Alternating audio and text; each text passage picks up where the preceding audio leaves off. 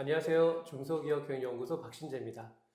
오늘도 이슈 브리핑에 와주신 대표님들 그리고 전문위원님들 모두 환영합니다. 오늘은 세무 분야의 전문가분을 모셨는데요. 중소기업이 꼭 알아야 되는데 사실은 모든 걸 다 챙기기 어렵기 때문에 그 부분 중에 세무사님께서 꼭 짚어주실 내용이 어떤 건지를 들어보는 시간입니다. 오늘 전문가분 모셨는데요. 리드원 세무회계의 김재상 세무사님 모셨습니다. 안녕하세요. 네, 안녕하세요. 반갑습니다. 안녕하세요. 네, 예, 오늘 주제를 제가 이제 설명드리기보다 오늘은 세 파트로 사실 나눠서 진행하실 거라고 했는데 예. 오늘 주제에 대해서 좀 말씀을 해주시기 바라겠습니다. 네, 오늘 제가 강의해드릴 주제는 CEO가 반드시 알아야 할 중소기업 지원제도라는 주제인데요. 우선은 본부장님은 저희 그 전체 법인 중에 네. 중소기업이 차지하는 수가 몇 퍼센트 정도 된다고 생각하시나요? 모른 척 해야 되는 건 아니죠? 네, 알고 뭐 계실 것 같은데. 네, 한 99%좀 넘는 걸로 알고 있습니다. 네, 맞습니다. 정확합니다. 99.9%가 우리나라 전체 법인에서 차지하는 중소기업 수입니다. 정말 대부분이 중소기업이라고 해도 과언이 아닌데 정작 대표님들은 이 중소기업에 대해서 특별히 지원해주는 제도를 잘 모르고 계신단 말이죠. 그래서 제가 반드시 알아야 될 주제들만 모아서 강의해드리려고 합니다. 일반적인 중소기업 대표님들이 실제로 오늘 얘기를 아실 만한 분들이랑 어느 정도쯤 되실까요? 대략? 제가 해드릴 주제에 대해서 알고 계실 대표님들은 글쎄요, 많이 잡아야 5% 정도요. 그 정도밖에 안 될까요? 몇 개 주제는 알고 계실 것 같은데요. 상당히 모르는 내용들도 많이 있을 겁니다. 근데 대부분 이제 중소기업 대표님들의 기장을 맡고 계신 세무사나 회계사분들이 계신데 예. 그럼에도 불구하고 이런 내용을 모르는 이유가 좀 있을까요? 우선은 제가 강의해드릴 내용이 대부분 조세특례 제한법이라고 하는 법인세법과는 별도의 법이고요. 그리고 매년마다 개정이 되기 때문에 알아서 회계사나 세무사가 알아서 챙겨주겠거니 하면서 믿고 맡기는 경우가 대부분입니다. 근데 이제 개정도 계속되고 또 이 담당 세무대리인이 좀 나이가 조금 많다고 보면 직원한테 의존하고 직원한테 다 맡기는 경우가 대부분이기 때문에 회계사무실이나 세무사무실의 직원들이 또 그렇게 모든 내용들을 다 알고 있지는 못해서 아마도 그냥 믿고 맡기고 모른 채로 그냥 지나가는 경우가 대부분이실 거예요. 네, 알겠습니다. 지금 들으셨죠? 전체 중소기업 대표님 중에 5%만 알고 있다는 그런 특급 빅은 아닌 것 같지만 네. 그러한 정보를 오늘 잘 들어보시고요. 사업에 경영에 잘 활용하셨으면 좋겠습니다. 세무사님 오늘 강의 잘 부탁드리고요. 이따 몇 가지 질문이 있어서 저는 좀 끝 무렵에 인사드리도록 하겠습니다. 네. 잘 부탁드립니다. 네, 알겠습니다. 네. 네, 그러면 CEO가 반드시 알아야 할 중소기업 지원제도 강의 시작해 보도록 하겠습니다. 우선은 이번 강의는요, 우리나라 중소기업 평균 근로자 수가 20명입니다. 20명 중에 회계나 세무 전담 직원을 두기는 현실적으로 사실상 불가능하죠. 그래서 우리가 이제 세무 대리인을 통해서 이렇게 처리를 하게 되는데 알아서 다 해주면 좋겠지만 그렇지 못한 경우가 많다고 말씀드렸죠. 오늘 특히 6가지 주제로 제가 나눠봤습니다. 6가지 중에서 2개 주제씩 끊어가지고 제가 설명을 해드릴 텐데요. 각각의 제도들에 대한 구체적인 내용이나 숫자들은 모르셔도 상관이 없습니다. 우리 대표님들이 사업하시기도 바쁜데 모든 구체적인 내용까지 알았으면 하겠다라는 마음으로 강의해드리는 게 아니고요. 이런 제도가 있으니 우리 사업장에 적용이 될 만한 규정들은 있는지 이거에 대해서 어느 정도 큰 그림 안에서는 대표님들이 꼭 알고 있어야 된다는 마음에서 강의를 해드리는 거니까 여러 가지 주제들이 있을 겁니다. 수십 가지가 될 건데 거기에서 각자의 사업장에 해당하는 내용들 또는 해당될 것 같은 규정들에 대해서만 체크해 두셨다가 연락 주시면 해당하는지 여부를 컨설팅 해드리도록 그렇게 하겠습니다. 우선 6가지 주제인데요. 우선은 1번 주제는 창업 단계에서 중소기업이 지원받을 수 있는 내용입니다. 창업 단계에서. 주제 2번째는요. 기업을 운영하기 위해서 투자도 받고 은행에서 자금 조달도 하죠. 이렇게 투자 및 자금 조달 단계에서 중소기업한테 지원되는 제도 2가지 주제를 이번 시간에 할 거고요. 그리고 주제 3은 뭐냐면 이제 사업 단계 지원 내용으로서 발생되는 소득이나 발생하는 비용이 있을 거예요. 이렇게 수익하고 비용 측면에서 지원되는 제도들 세 번째 주제에서 살펴보도록 하고요. 네 번째 주제는 역시나 사업 단계 지원 내용인데 우리가 이제 직원을 뽑게 되죠. 고용 창출 또는 고용 유지 했을 경우에 받을 수 있는 지원 제도입니다. 이렇게 3번하고 4번 주제는 두 번째 시간에 알아보도록 하고요. 다섯 번째 주제는 사업 단계 지원 내용인데요. 역시 지방 이전 지원 등에 대한 내용입니다. 우리가 이제 본사나 이 공장들을 수도권에서 지방으로 이전하게 됐을 때 또 혜택들이 있거든요. 주제 5에서 알아보고 주제 6은 재무 개선이나 구조 조정 단계에서 지원받을 수 있는 뭐 합병이든 분할이든 아니면 법인 간의 통합이든 뭐 현물 출자든 이런 식의 재무 개선이나 구조 조정 단계에서 지원해 주는 내용이 있는데 5번하고 6번 주제에 대해서는 우리가 세 번째 수업 시간에 이제 살펴보도록 그렇게 하겠습니다. 자, 그러면 본격적으로 창업 단계에서 지원이 되는 내용부터 살펴보도록 할 텐데요. 크게 네 가지 주제입니다. 이게 이제 각각의 주제에 대해서 구체적인 내용을 살펴는 볼 건데 이게 큰 네 가지 주제예요. 창업 단계에서 지원받을 수 있는 게 뭐냐? 첫 번째, 이 규정은 웬만하신 분들은 다 알고 계실 겁니다. 창업, 중소기업 등에 대한 법인세 감면. 그래서 뭐 청년 창업이든 최초 창업이든 창업을 하면 감면을 해주겠다 이런 얘기인데요. 이거는 참고 삼아 제가 법인세 감면이라고 이제 제목을 달았지만 소득세도 감면이 됩니다. 그건 참고해 주시고요. 법인 사업자를 하든 개인 사업자를 하든 감면이 된다는 얘기예요. 근데 주의하셔야 될 건 과밀억제권역 안에 개업하느냐 그렇지 않느냐 이거에 따라서 감면 비율이 나뉘다 보니까 그거 조금 이따 설명을 해드리겠습니다. 그 다음에 이거는 잘 모르셨을 거예요. 위기지역 내에 창업하는 기업에 대한 세액 감면이라는 규정도 있고요. 그 다음에 취득세 면제 및 재산세 감면 규정도 있습니다. 취득세하고 재산세는 지방세인데요. 지방세 특례제한법 58조의 3에 나와 있는 거고 이거 살펴볼 거고 그 다음에 아시는 분이 있을지 모르겠는데 창업자금에 대한 증여세 과세특례라고 하는 게 있습니다. 우리가 자녀한테 창업하라고 돈을 주더라도 증여세를 매기지 않는 규정이거든요. 이거에 대해서도 같이 한번 살펴보도록 하겠습니다. 그럼 먼저 창업 단계 지원 내용의 첫 번째 규정입니다. 창업 중소기업 등에 대한 법인세나 소득세 감면인데요. 중소기업을 창업한 후에 소득 발생 연도로부터 5년 동안 매년 납부할 법인세나 소득세를 감면해 주는데요. 상시 근로자가 증가됐다. 그러니까 5년 동안 직원을 추가로 고용을 한 거죠. 그러면 최대 50%까지 추가 감면을 하게 됩니다. 그래서 그 밑에 표를 한번 보시면 일반적인 창업과 벤처기업이나 에너지 신기술 기업 이렇게 나뉘게 되는데요. 우선 일반적인 창업의 경우에는 수도권 과밀억제권역 내에서 창업하면 안 됩니다. 감면이 없어요. 수도권 과밀억제권역 밖에서 창업을 했을 때 기본적으로는 5년간 50%, 신성장 서비스업에 해당이 되면 3년간 75%, 나머지 2년간 50% 이렇게 감면을 해줍니다. 근데 만약에 벤처기업과 에너지 신기술 기업에 해당이 된다? 그러면 과밀억제권역 여부 상관없이 무조건 5년간 50%, 3년간 75% 플러스 2년간 50% 이렇게 감면을 적용받는다. 이렇게 보시면 되겠습니다. 그런데 이제 청년하고 소규모 창업에 해당이 된다. 청년하고 소규모 창업에 해당이 되면 과밀억제권역에 개업을 해도 창업을 해도 5년간 50% 감면을 해주고요. 수도권 과밀억제권역 밖에 창업을 하게 되면 5년간 100%나 감면을 해줍니다. 창업보육센터 사업자는 5년간 50%가 적용이 되고요.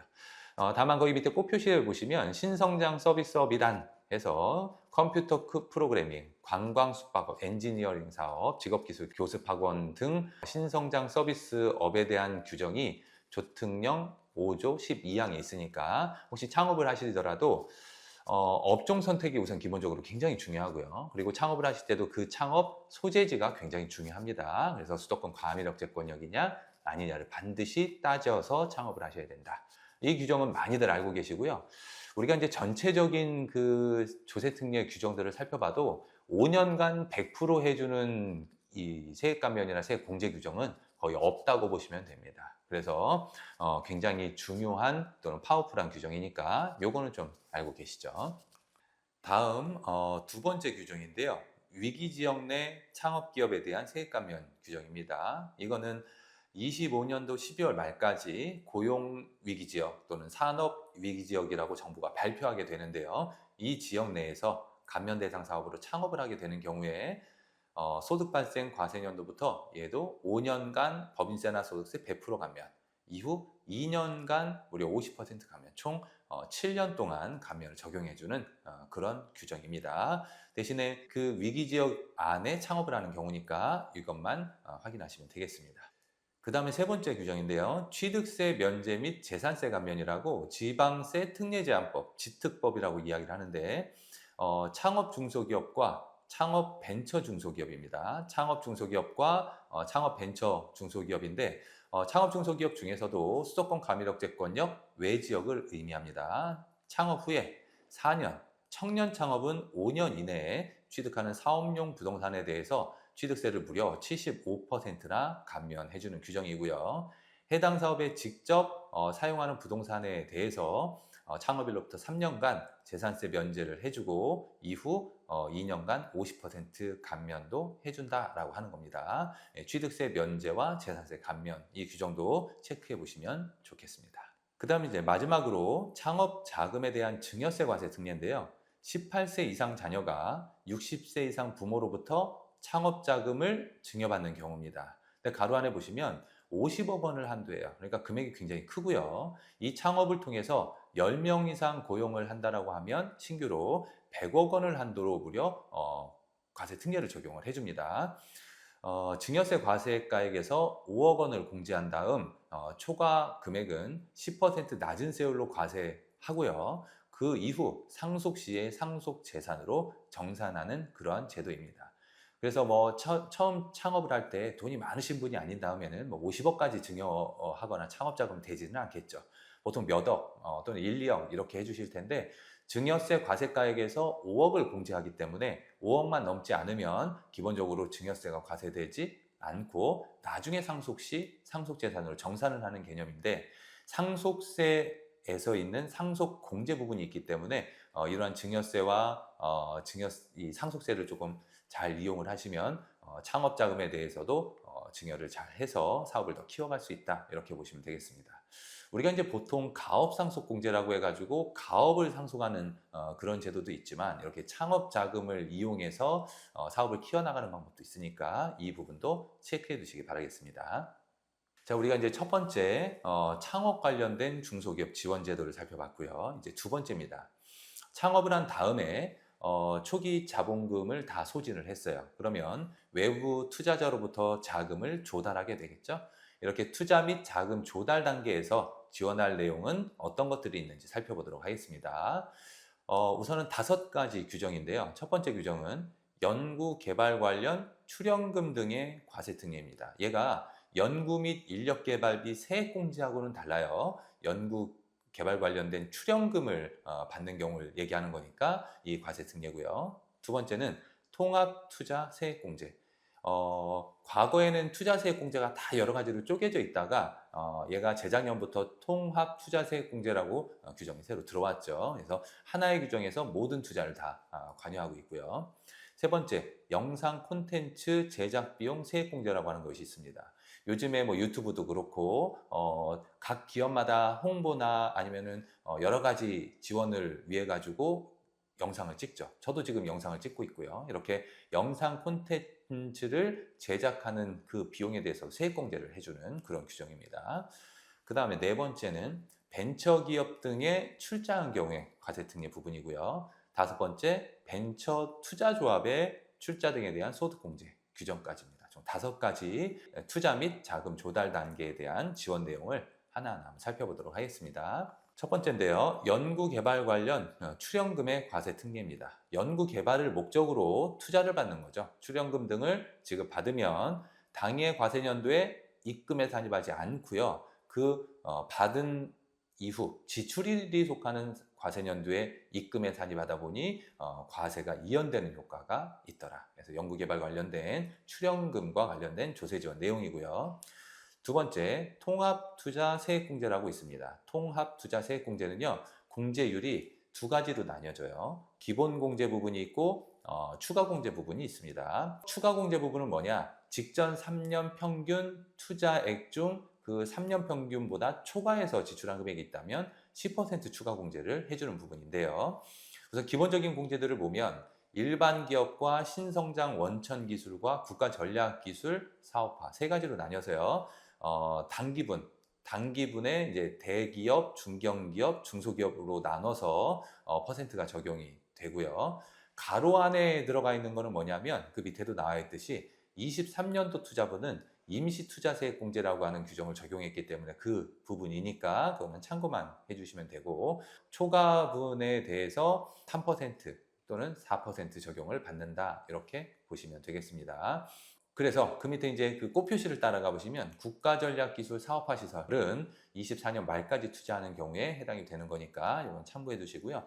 참고 삼아 그럼 국가전략기술 사업화 시설은 올해 24년도에 끝나는 거냐? 아니요. 이게 국회 세법 개정이 12월에 열리는데요. 일몰 연장이 되는 경우도 많으니까 그 부분은 참고만 해주시기 바라겠습니다.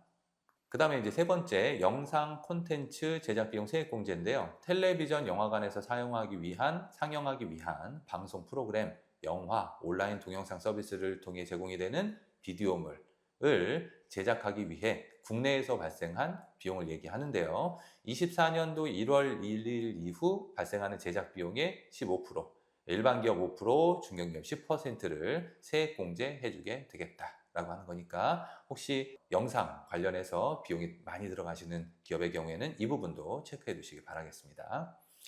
그 다음에 네 번째인데요. 벤처기업 등의 출자에 대한 과세 특례입니다. 우선은 벤처기업이라고 하면 보통 우리가 세법에서는 3년 안에 벤처 인증을 받아라, 이렇게 얘기를 합니다. 왜냐하면 설립이 되고 3년 안에 받아야 기본적인 세법 혜택을 받기 때문에 그런데요. 이러한 벤처기업을 만들어 놓고 그 벤처기업에 투자하게 되면 여러 가지 혜택을 받는다는 규정으로 생각하시면 되겠습니다. 25년도 12월 말까지 창업기업, 신기술 사업자, 벤처기업, 신기술 창업 전문회사의 주식 또는 출자 지분을 취득했다. 그러니까 출자를 한 거죠. 그러면서 주식을 취득했으면 취득가액의 5%를 법인세에서 공제해주는 그런 제도입니다. 벤처기업 출자에 대한 과세 특례 규정이고요.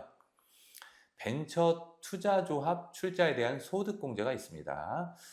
얘는 해당하는 사항은 많지는 않을 건데요. 25년도 말까지 벤처 투자조합이라든지 신기술 사업 투자조합, 전문 투자조합의 출자, 벤처기업 투자신탁의 수익증권의 투자, 벤처기업 창업 후 3년, 온라인 소액투자 중개방법 모집기업 7년인 중소기업인 벤처기업에 투자하는 경우에 해당이 되면 투자 금액의 10%, 경우에 따라서는 투자 지분에 따라서 30%, 70%, 100%까지 소득공제를 해준다는 그런 규정입니다. 그래서 조합 등이죠.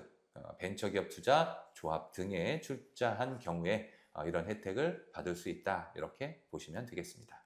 자, 그러면 우리가 여러 가지 규정들 중에 통합투자 세액공제 이 부분만 잠깐 한번 살펴볼 텐데요. 투자를 하면 기본적으로 세액공제를 해주겠다, 이런 얘기잖아요. 투자 금액의 일정 퍼센트를 세액공제를 받게 되는데 여기서 주의하셔야 될 것들이 있습니다. 우선 부동산업이나 소비성 서비스업은 제외가 됩니다. 부동산 임대나 매매업이 되겠죠. 소비성 서비스업까지 다 제외가 되고 나머지 기업들이 투자를 했을 때는 다 세액공제를 받을 수 있는데요. 그러면 아무 데에나 투자를 해도 세액공제를 받을 수 있느냐? 그건 아니죠. 기계 등 사업용 유형 및 기타 유형, 무형 자산에 투자한 경우에만 공제를 받을 수 있다는 겁니다.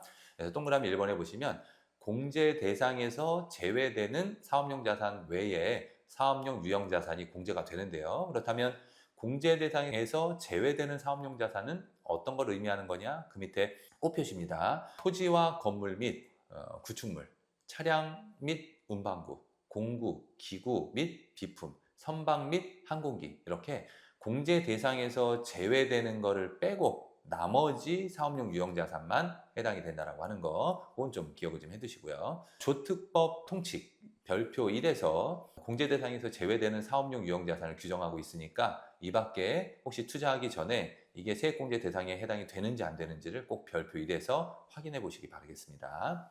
그 다음에 건물, 구축물, 운반구 등에 해당이 되나? 건물하고 구축물이나 차량 운반구는 그 위에 꽃 표시에서 공제 대상에서 제외되는 사업용 자산이라고 이야기를 했잖아요. 건물하고 구축물, 운반물은 공제 대상이 아니지만 예외적으로 공제 대상에 포함이 되는 애들이 있습니다. 거기에 대한 내용인데요. 연구 및 인력 개발, 에너지 절약 시설, 환경 보전 시설 등 기획재정부령으로 정한 시설이다. 얘는 건물, 구축물, 운반구에 해당한다 하더라도 공제받을 수 있다라고 하는 거. 그 다음에 사업의 필수적인 자산으로 기획재정부령으로 정하는 시설이라면 얘는 자산 종류 상관없이 공제 대상이 된다라고 하는 겁니다. 그래서 관련 규정을 반드시 확인하시고 투자를 진행하시기 바라겠습니다. 그 다음에 중소 중견기업이 내국법인으로부터 취득하는 지식재산권, 특수관계인으로부터 취득하는 경우는 빼고요. 특허권이나 실용시상권이나 디자인권이나 얘네들은 무형자산이죠. 그래서 중소중견기업이 다른 내국인으로부터 이러한 지식재산권 등을 사도 일종의 투자로 본다, 이렇게 보시면 되겠습니다. 다만 내국인이 국내에서 연구개발, 위탁, 공동연구 포함해서 최초로 설정 등록한 지식재산권을 의미하는 거고요. 여기에 투자해도 세액공제를 받을 수 있다, 이렇게 보시면 되겠습니다. 다만 맨 밑에 두 줄인데요. 사후관리 규정이 있습니다.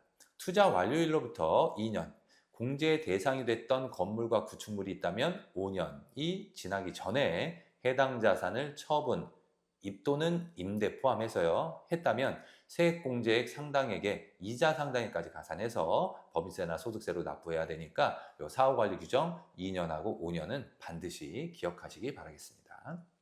그 다음에 그렇다면 통합투자 세액공제를 받을 수 있는 업종별로 구체적인 자산은 어떤 것들이 있을까? 공제 받을 수 있는 것도 있고 안 되는 것도 있다고 말씀드렸는데 구체적인 사례는 다음과 같습니다. 만약에 건설업이다. 그러면 불도저, 굴삭기, 지게차, 덤프트럭 이런 거 다 공제가 되고요. 뭐 어업도 있고 운수업도 있죠. 운수업은 차량 및 운반구, 자가용 빼고요. 이것도 공제됩니다. 도소매도 많으시죠. 운반용 화물자동차, 무인 반송차, 창고시설, 관광 숙박업, 국제회의업도 건축물 및 승강기 및 부속설비, 전문종합휴양업, 그 다음에 중소기업. 일반 중소기업 보시면 해당 업종 사업에 직접 사용하는 소프트웨어 같은 것들이 있습니다. 이런 것들도 다 투자로 보는 거니까 생각보다 해당하는 사항들이 많을 겁니다. 체크해 두셨다가 꼭 올해는 투자세액공제 받으시기 바라겠습니다.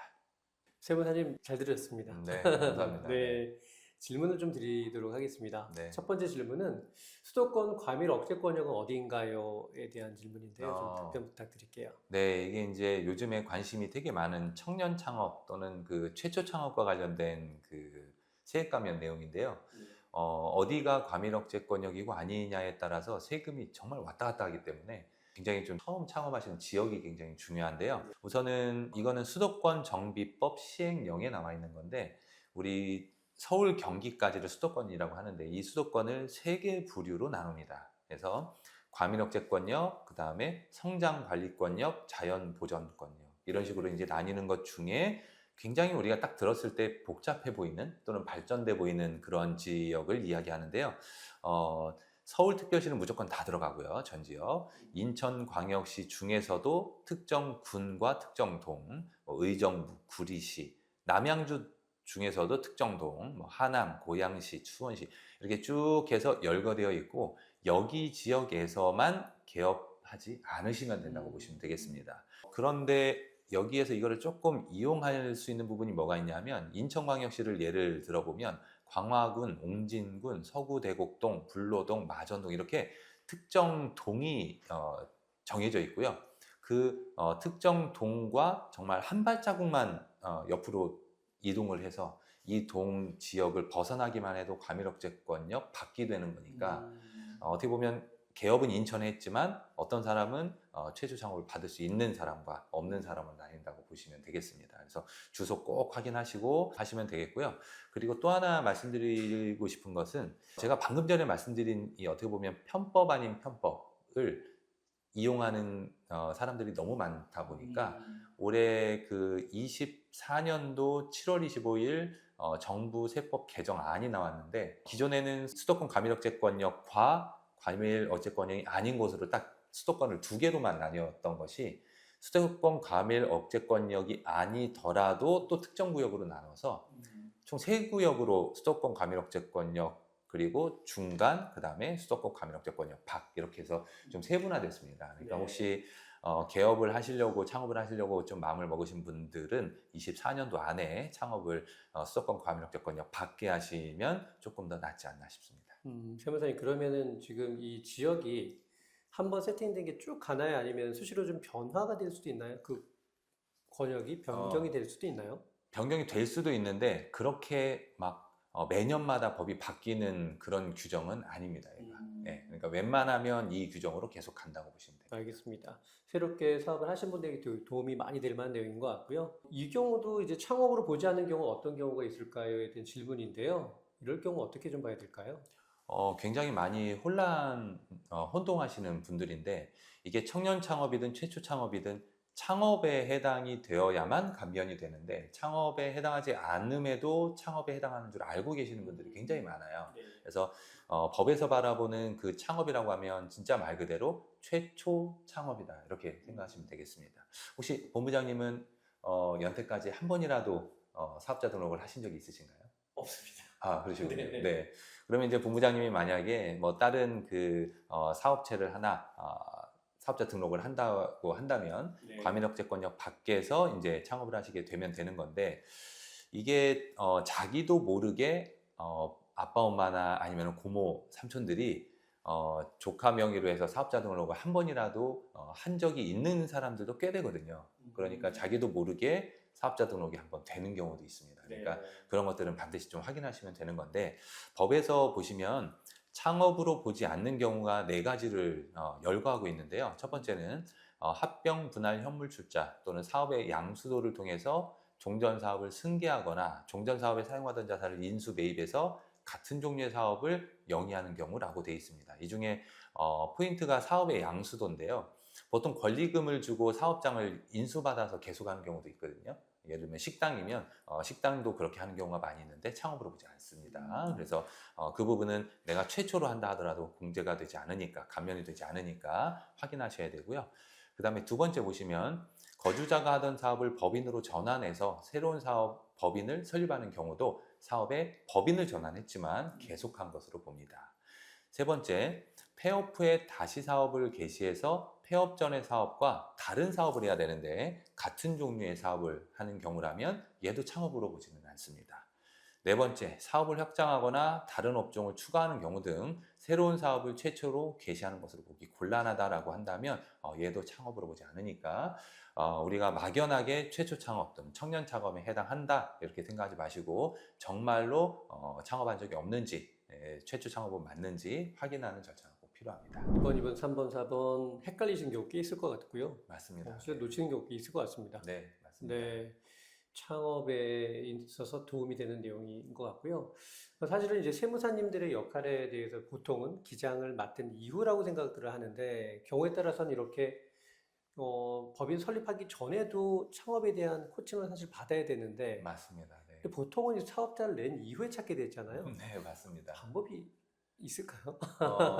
우선은 개업하고 사업자 등록까지 다 낸 다음에 이제 신고할 때 세무사를 찾게 되면 이미 늦다고 보시면 됩니다. 지금처럼 잘못된 판단을 할 수 있을 것 같아서. 네, 맞습니다. 네. 그 전에 사업을 구상하고 설계하는 단계부터 주변에 세무사를 좀 두시고 항상 커뮤니케이션 하면서 의사결정하는 게 매우 중요하다고 볼 수 있습니다. 창업 전에도 세무사님과 만나서 이런 네. 중요한 의사결정에 대한 방향을 한번 제시받는 것도 중요하겠네요. 네, 맞습니다. 감사합니다. 네, 감사합니다.